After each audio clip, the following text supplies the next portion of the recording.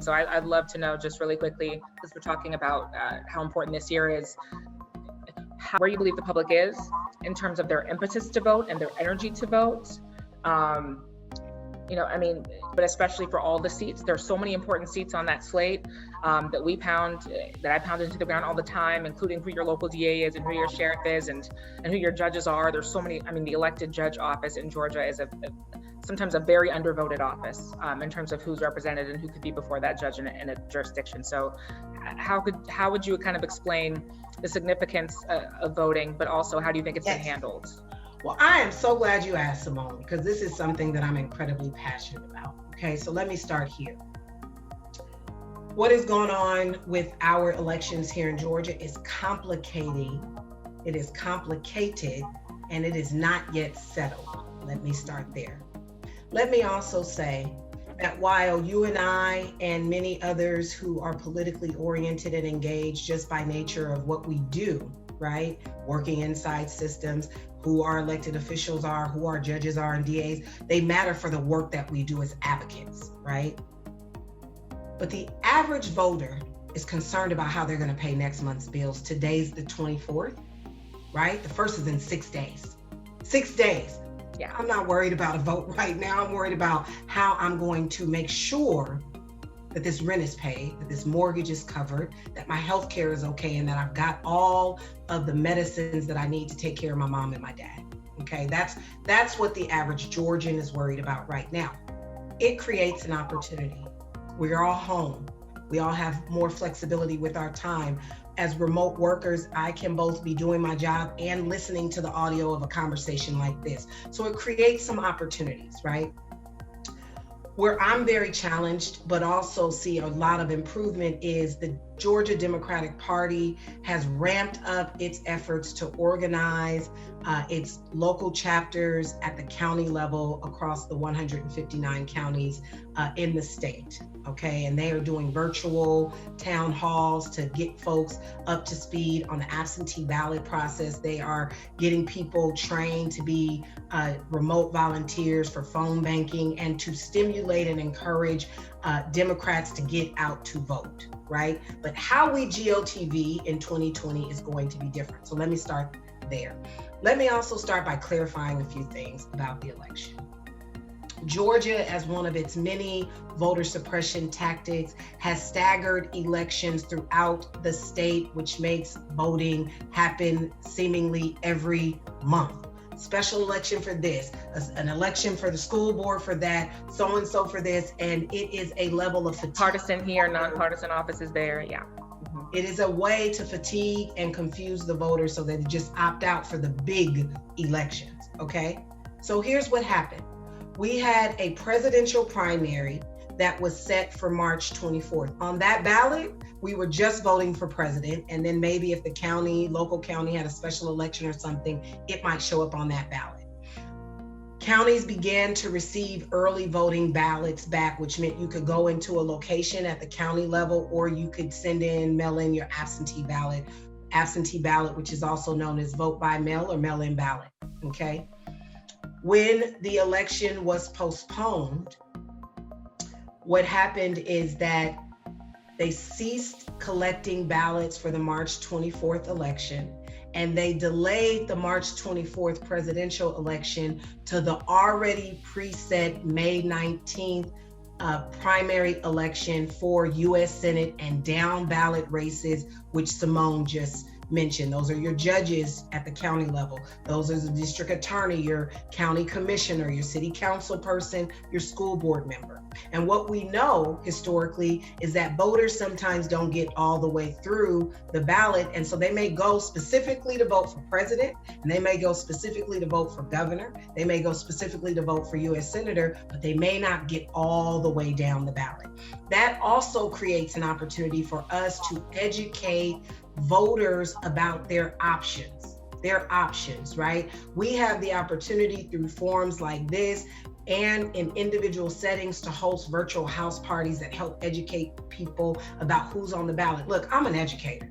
I believe in the freedom of information. I want to give you all the information because I trust I trust the ability of the American people, of Georgians, of voters to make the right choices for themselves. And when they do that, I don't think of them as deplorable. We each have to decide what's right for our family. And sometimes that calculus has nothing to do with the reasons that the public thinks it has to do. It has everything to do with feeding your family or values alignment. And when I'm elected the next United States Senator from Georgia, I plan to represent everybody. That being said, now all of those races will show up on the June 9th ballot, for which the Secretary of State sent to all active voters applications to receive an absentee ballot. This is important. What the Secretary of State is not the ballot itself, it's an application to get the ballot. In order to get the ballot, you have to mail the application back. If you didn't get the application in the mail, you can go to the Secretary of State's website at sos.ga.gov, click elections, and you can get to the application for absentee ballot, which absentee ballot means to vote by mail, and you can download it. You have to send it back, which means you have to put a stamp on it. What is true for the last 50 years is that if voting documents lack a stamp, the United States Postal Service, as a courtesy, will still deliver it. But if, by all means, put the one stamp on it, especially if you printed it from the computer, because the post office may not know that it's an official voting document if it's not the application that the Secretary of State sent. Okay. Some counties have already begun sending out early ballots and absentee ballots. And so early voting for June 9th has already begun in certain counties. Once you apply for your vote by mail ballot, you will receive it in the mail. I just want to caution people one thing.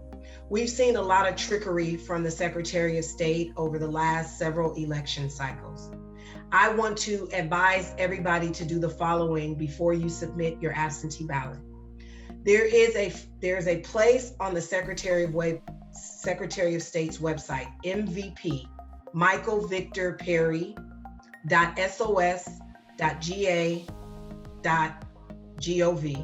And if you go there, you can check your voter registration status. You need to do that, and you need to do it routinely because they're still purging people from the rolls. You want to make sure that your registration remains active, number one. Number two, when you go to check that registration, I want you to write down exactly the following information: your name, your address, your date of birth, because when you complete your application for your absentee ballot, you want to make sure that the information is an exact match, okay? You all know all of the brouhaha about the exact match, which is what produced all of the purging from the Georgia rolls, is because under exact match, and we've not seen how they may try to apply that in this situation, so we don't want to give them any opportunity to disqualify your application for a vote by mail ballot. So just make sure that the information is exactly the way that you see it in the registration at that website on your application for absentee ballot. And I'll say one last thing.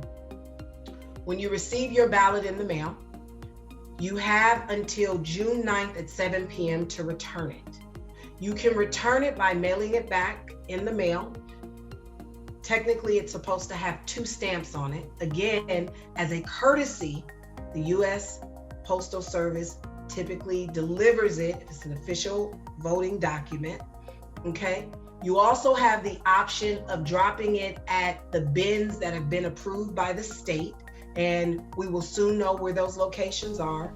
And then lastly, and in my opinion, the most secure way is to drop it off on June 9th at your county elections office. Me, I'm driving mine to the county election office. There are also some opportunities to track your vote by mail ballot. And so in some ways, it makes it more secure than the electronic voting machines that the Secretary of State was trying to roll out anyway. I was at the hearings to oppose the rollout of those machines, which violate a bunch of voting rights and due process rights. And so I'm saying all of this to say, while I think that particularly African American voters are disconnected from absentee ballot voting, Democrats in general relative to Republicans are disconnected from absentee ballot. If COVID-19 has not put a fire under people's sense that we've got to vote, we have got to vote, and we've got to edify and educate ourselves. But it's also incumbent on folks like me, you all, and others to get the information out to people so that they can exercise that right? Yeah. And I'm not into telling you who to vote for. Again, I want to give you all the information that give you the opportunity to exercise the franchise with as much information to make decisions for you and your family. And that's I'm excited and embarrassed and a little worried that I didn't know that. I didn't realize that we didn't have to have a stamp. I didn't know that there was a courtesy extended by the Well, you do need to have the stamp. I don't want people to think they don't need to have the stamp. Yeah. I just don't. But here's my concern. Let me be clear. Let me be clear on why I say it. Because if you're under 50, how many stamps you got in your house? I don't have no stamps here. I have one book that's lasted me for about 2 years. To get a stamp, okay? So I'm just saying, don't let the stamp hold you up. Gotcha. Okay? If you don't have a stamp, go to your neighbor's house, Big Mama and them down the street, knock on the door, get a stamp from the seniors. They got stamps, but don't let the stamp be the reason that you aren't counted. It is so critical.